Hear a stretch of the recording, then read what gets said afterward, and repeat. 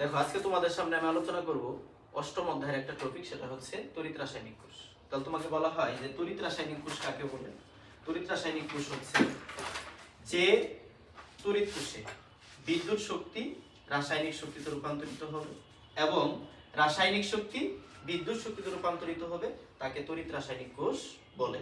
তাহলে সংজ্ঞা থেকে আমি বলতে পারি তড়িৎ রাসায়নিক কোষ হচ্ছে দুই প্রকার, একটা হচ্ছে তড়িৎ বিশ্লেষ্য কোষ আর একটা হচ্ছে গ্যালভানিক কোষ।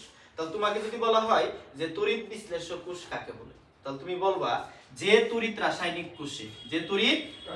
কোষে বিদ্যুৎ শক্তি রাসায়নিক শক্তিতে রূপান্তরিত হয়। এবং যদি তোমাকে জিজ্ঞাসা করে যে গ্যালভানিক কোষ কাকে বলে, তাহলে তুমি বলবা রাসায়নিক শক্তি বিদ্যুৎ শক্তিতে রূপান্তরিত হয়। সংজ্ঞার মধ্যে আমাকে এগুলোই বলবে। তাহলে তড়িৎ রাসায়নিক কোষে কি থাকতে পারে? তড়িৎ রাসায়নিক কোষে দুইটা তড়িৎদ্বার থাকবে। কয়টা তড়িৎদ্বার থাকবে? দুইটা তড়িৎদ্বার থাকবে।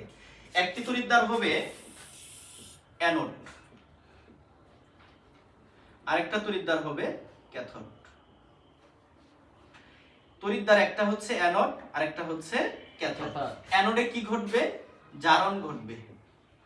ক্যাথোডে কি ঘটবে? বিজারণ ঘটবে। অ্যানোডে ঘটবে জারণ, ক্যাথোডে ঘটবে বিজারণ। তাহলে আমাদের প্রশ্নে আসতে পারে যে আমাদের দুই ধরনের কোষের ব্যাখ্যা চাইতে পারে। একটা হচ্ছে তড়িৎ বিশ্লেষ্য কোষে। তড়িৎ বিশ্লেষ্য কোষে তুমি কি করবা? তড়িৎ বিশ্লেষণ করবা। কোন ধরনের পদার্থের তড়িৎ বিশ্লেষণ হবে? তড়িৎ বিশ্লেষ্য পদার্থের তড়িৎ বিশ্লেষ্য হবে যারা জলীয় দ্রবণে ক্যাটায়ন অথবা অ্যানায়ন দান করে। আর গ্যালভানিক কোষে কি হবে? গ্যালভানিক কোষে রাসায়নিক বিক্রিয়ার মাধ্যমে বিদ্যুৎ উৎপাদন করা হবে। এর পরবর্তী টপিকে আমরা আলোচনা করব গ্যালভানিক কোষের গঠন। গ্যালভানিক কোষের গঠন দেখো,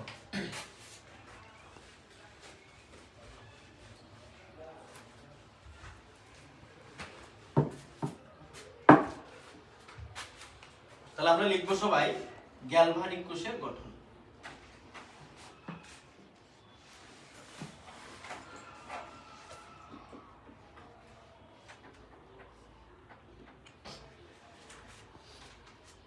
যদি আমার গ্যালভানিক কোষের গঠন চাই, তাহলে গ্যালভানিক কোষের জন্য আমাদের প্রথমে দুইটা তড়িৎদ্বারকে চিহ্নিত করতে হবে। তড়িৎদ্বার হিসেবে আমাদের দুটি ধাতব দণ্ড দেওয়া থাকতে পারে। তাহলে আমাদের পাঠ্য বইয়ে যেটা আলোচনা করা আছে সেটা হচ্ছে একটা হচ্ছে জিঙ্ক আর একটা হচ্ছে কপার। তাহলে সেটা আমাদের কঙ্কাল বিক্রিয়া রূপে কিভাবে প্রশ্নে থাকতে পারে? কঙ্কাল বিক্রিয়া রূপে প্রশ্নে থাকতে পারে Z10 / Z10+2। যেটা আয়ন থাকবে সেটা হবে অ্যাকুয়াস, আর এই সলিড মানে হচ্ছে এটা হচ্ছে জিঙ্ক দণ্ড। আর মাঝখানে দুইটা সমান্তরাল চিহ্ন থাকবে, এটা দ্বারা বোঝানো হচ্ছে দুইটা কম্পার্টমেন্ট। এটা যদি হয় অ্যানোড, তাহলে কপারেরটা হবে ক্যাথোড। আগে থাকবে প্লাস অ্যাকুয়াস, পরে থাকবে কপার সলিড। বিষয় হচ্ছে যে এটা দ্বারা বোঝানো হচ্ছে অ্যানোড তড়িৎদ্বার, এটা দ্বারা বোঝানো হচ্ছে ক্যাথোড তড়িৎদ্বার।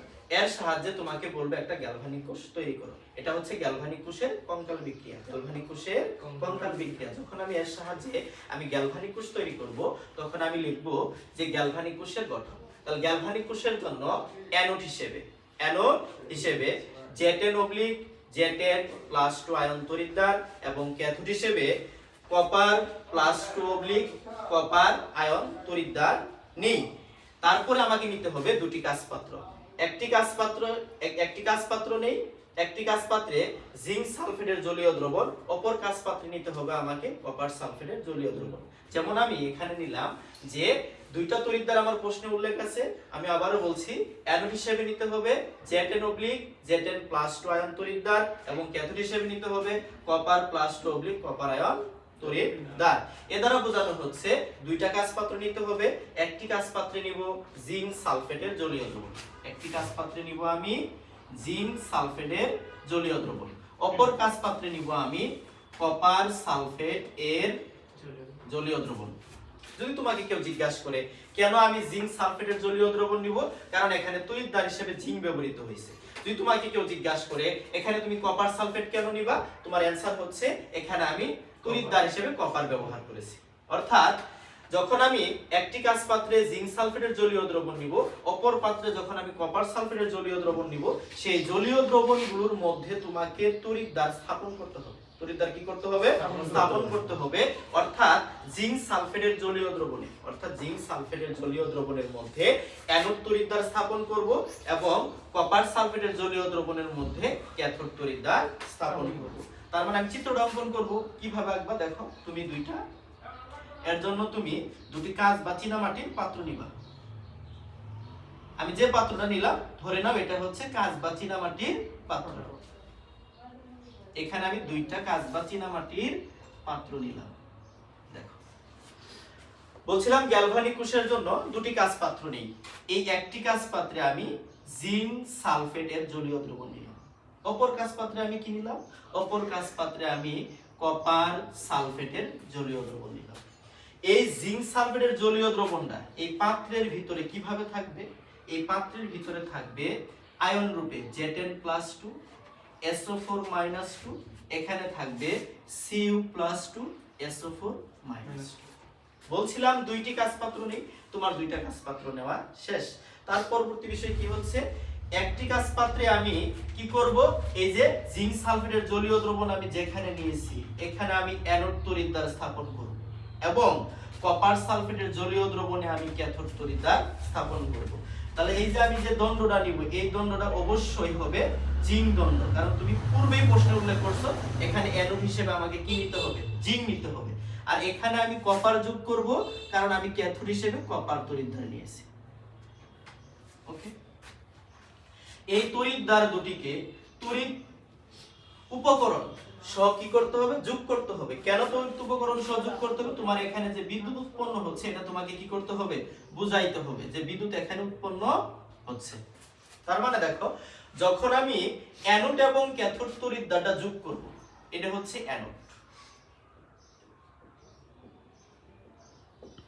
আর এটা হচ্ছে ক্যাথোড। অ্যানোড দণ্ডটা হচ্ছে জিঙ্ক, ক্যাথোড দণ্ডটা হচ্ছে কপার। এখন আমি বিক্রিয়ার কৌশলটা একটু দেখব।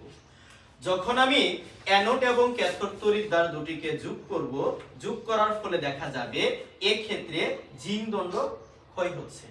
তাহলে জিঙ্ক দণ্ড ক্ষয় হওয়ার ফলে কি হবে? এই বাল্বটা জ্বলে উঠবে, এই বাল্বটা জ্বলে উঠবে। কিন্তু তুমি লক্ষ্য করবা যে বিদ্যুৎ প্রবাহ অল্প কিছুক্ষণের মধ্যে বন্ধ হয়ে গেছে, বাল্ব জ্বলতে দেরি বন্ধ হতে দেরি হয় নাই, কারণ দেখা যাবে এই ক্ষেত্রে Zn+2 আয়নের আধিক্য ঘটছে।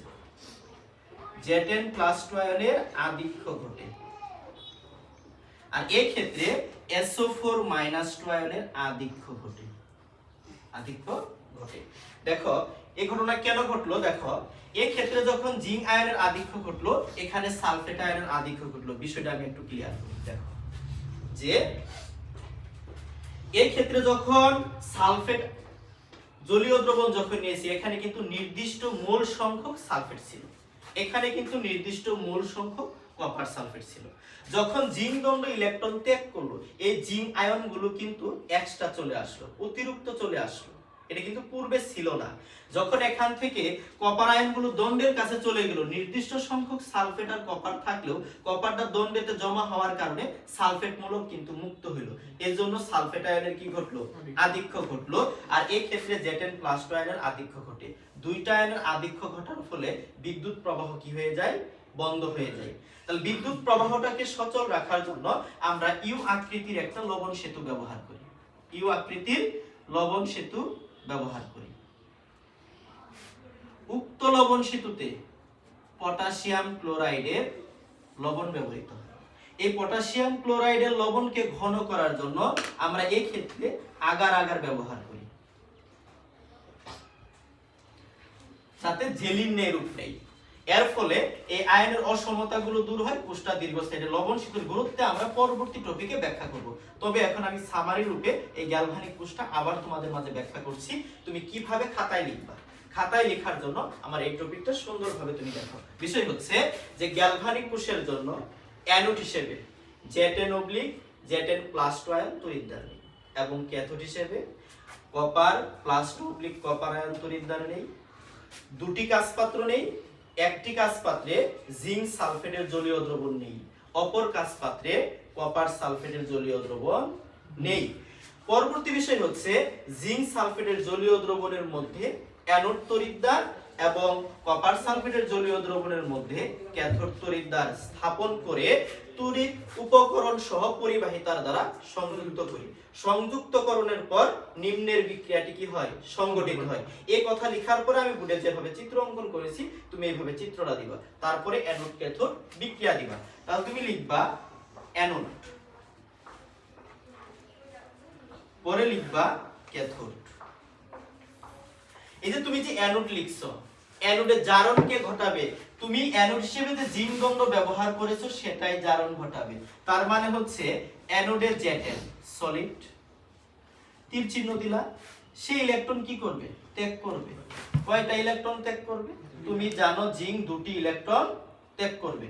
জিঙ্ক যদি দুটি ইলেকট্রন ত্যাগ করে হবে Zn+2, তুমি দিলা একোয়াস। এই যে পাশে লিখলা দুটি ইলেকট্রন, তার মানে এখানে কিন্তু জলীয় দ্রবণের জিঙ্ক আয়নের কোনো প্রভাব পড়ে নাই। প্রভাবটা কে প্রয়োগ করলো? এই জিঙ্ক দণ্ড। জিঙ্ক দণ্ডের জিঙ্ক পরমাণুগুলো দুটি করে ইলেকট্রন ত্যাগ করে Zn+2 আয়ন রূপে এই জলীয় দ্রবণে দ্রবীভূত হচ্ছে। এই জিঙ্ক দণ্ডের Zn+2 আয়ন রূপে জলীয় দ্রবণে চলে আসছে। তো ইলেকট্রন গেল কোথায়? এই ইলেকট্রনরা পরিবাহী তারের মাধ্যমে, এই ইলেকট্রনরা পরিবাহী তারের মাধ্যমে ক্যাথোডে পৌঁছায়। যখন পরিবাহী তারের মাধ্যমে ক্যাথোডে পৌঁছাবে, জলীয় দ্রবণের কপার 2+ আয়ন, জলীয় দ্রবণের কপার 2+ আয়ন, তো জলীয় দ্রবণের কপার 2+ আয়ন সে আয়নিত অবস্থায় আছে, তাহলে একোয়াস। এই জলীয় দ্রবণের কপার 2+ আয়ন দুটি ইলেকট্রন গ্রহণ করবে। কই থেকে? এই ক্যাথোডের কপার দণ্ড হতে, ক্যাথোডের কপার দণ্ড হতে দুটি ইলেকট্রন গ্রহণ করে কপার ধাতু রূপে দণ্ডের গায়ে জমা হবে। কপার ধাতু দণ্ডের গায়ে কি হবে? জমা হবে। ফলে লক্ষ্য করলে দেখা যাবে যেহেতু অ্যানোডে উৎপন্ন ইলেকট্রন পরিবাহী তারের মাধ্যমে ক্যাথোডে পৌঁছায়, তাই উক্ত কোষের মাধ্যমে বিদ্যুৎ উৎপাদন করা সম্ভব। নিচের ব্যাখ্যাটুকু লিখবা। অ্যানোডে জিঙ্ক দণ্ডের জিঙ্ক পরমাণু দুটি ইলেকট্রন ত্যাগ করে Zn+2 আয়ন রূপে জলীয় দ্রবণে দ্রবীভূত হয় এবং ক্যাথোডে কপার 2+ আয়ন ক্যাথোড দণ্ড হতে দুটি ইলেকট্রন গ্রহণ করে কপার ধাতু রূপে দণ্ডের গায়ে জমা হয়। পাশাপাশি আমি লবণ সেতুর গঠনটা এখানে একটু হালকা বলে দেই, তুমি সেটা আত্মস্থ করে খাতায় লিখে রাখলে তুমি লিখতে পারবা। দেখো যে বিদ্যুৎ প্রবাহ কিন্তু লবণ সেতু ব্যবহারের পূর্বে বন্ধ হয়ে গেছিল, কিন্তু বিষয় হচ্ছে লবণ সেতু ব্যবহারের ফলে যতক্ষণ পর্যন্ত তোমার জিঙ্ক দণ্ডটা স্থায়ী থাকবে ততক্ষণ পর্যন্ত বিদ্যুৎ প্রবাহ সচল থাকবে। কেমনে ঘটনাটা ঘটে একটু ব্যাখ্যা করি। দেখো, গ্যালভানিক কোষের সময় লবণ সেতু ব্যবহারের পূর্বে জিঙ্ক দণ্ড ক্ষয় হয়, এর ফলে জিঙ্ক আয়নের আধিক্য ঘটে, এই আয়নটার আধিক্য ঘটে। আর ক্যাথোড পাত্রে সালফেট আয়নের আধিক্য ঘটে, ফলে আয়নের অসমতার সৃষ্টি হয় এবং বিদ্যুৎ প্রবাহটা বন্ধ হয়ে যায়। এই আয়নের অসমতা দূর করার জন্য আমরা ইউ আকৃতির লবণ সেতু ব্যবহার করি। উক্ত লবণ সেতুতে পটাশিয়াম ক্লোরাইড ব্যবহার করতে পারবো, মন চাইলে সিলভার নাইট্রেট আমি ব্যবহার করতে পারবো, মন চাইলে সোডিয়াম ক্লোরাইডও ব্যবহার করতে পারবো, কোনো সমস্যা নেই। এই লবণগুলো কাজ কি করবে? এই লবণগুলো আয়নের অসমতা দূর করবে। তাহলে অ্যানোড পাত্রে জিঙ্ক আয়নের আধিক্য ঘটছে, ক্যাথোড পাত্রে সালফেট আয়নের আধিক্য ঘটছে, এর ফলে আয়নের অসমতা হয়েছিল। এই আয়নের অসমতা দূর করার জন্য ইউ আকৃতির লবণ সেতু ব্যবহার করি। উক্ত লবণ সেতুতে আগার আগার সহ পটাশিয়াম ক্লোরাইডের জেলির নেই লবণ ব্যবহার করি। এই লবণটা অ্যানায়ন এবং ক্যাটায়নের রূপ নেই। অ্যানায়ন এবং ক্যাটায়ন, এই যে ধনাত্মক চার্জযুক্ত পটাশিয়াম সেটা হচ্ছে ক্যাটায়ন, ঋণাত্মক চার্জযুক্ত ক্লোরিন সেটা হচ্ছে অ্যানায়ন। এরা কি করবে? আয়নের অসমতাকে দূর করবে। পটাশিয়াম ক্লোরাইডের Cl- আয়ন অ্যানোড পাত্রের দিকে ধাবিত হয়ে ওই যে আধিক্য ঘটছিল Zn2+ আয়ন তার সাথে যুক্ত হয়ে ZnCl2 উৎপন্ন করবে এবং পটাশিয়াম ক্লোরাইডের K+ আয়ন ক্যাথোড পাত্রের দিকে ধাবিত হয়ে সালফেট আয়নের সাথে যুক্ত হয়ে পটাশিয়াম সালফেট উৎপন্ন করবে। এর ফলে আয়নের অসমতা দূর হয় এবং পুষ্টি দীর্ঘস্থায়ী হয়। এজন্য লবণ সেতুর গুরুত্ব হচ্ছে অপরিসীম। যদি আমি এই কোর্সটাকে আবার একটু সামনে দিয়ে লবণ সেতুর গুরুত্ব, তুমি খাতায় কিভাবে স্টুডেন্ট হিসেবে লিখবা, যদি আমি স্টুডেন্ট হতাম তাহলে আমি খাতায় কিভাবে লিখতাম, আমি লিখতাম যে গ্যালভানিক কোষে লক্ষ্য করলে দেখা যায় অ্যানোড পাত্রে Z10+2 আয়নের আধিক্য ঘটে এবং ক্যাথোড পাত্রে সালফেট আয়নের আধিক্য ঘটে। এর ফলে আয়নের অসমতার সৃষ্টি হয়, ফলে বিদ্যুৎ প্রবাহ বন্ধ হয়ে যায়। এই বিদ্যুৎ প্রবাহের বন্ধ হওয়ার কারণকে দূর করার জন্য ইউ আকৃতির লবণ সেতু ব্যবহার করা হয়। উক্ত লবণ সেতুতে পটাশিয়াম ক্লোরাইডের আগার আগার সহ লবণ ব্যবহার করা হয়, যা জেলির ন্যায় রূপ নেয়। উক্ত জেলিতে পটাশিয়াম ক্লোরাইড বিয়োজিত হয়ে K+ ও Cl- আয়ন উৎপন্ন করে। এর ফলে পটাশিয়াম ক্লোরাইডের Cl- আয়ন অ্যানোড পাত্রের দিকে ধাবিত হয়ে Z10Cl উৎপন্ন করে এবং পটাশিয়াম ক্লোরাইডের K+ আয়ন ক্যাথোড পাত্রের দিকে ধাবিত হয়ে পটাশিয়াম সালফেট উৎপন্ন করে। এর ফলে আয়নের অসমতা দূর হয় এবং কোষটি দীর্ঘস্থায়ী হয়। এর জন্য লবণ সেতুর গুরুত্ব হচ্ছে অপরিসীম। অর্থাৎ গ্যালভানিক কোষের গঠন এবং লবণ সেতুর গুরুত্ব সম্পূর্ণ ব্যাখ্যা করা হয়েছে। আল্লাহ হাফেজ।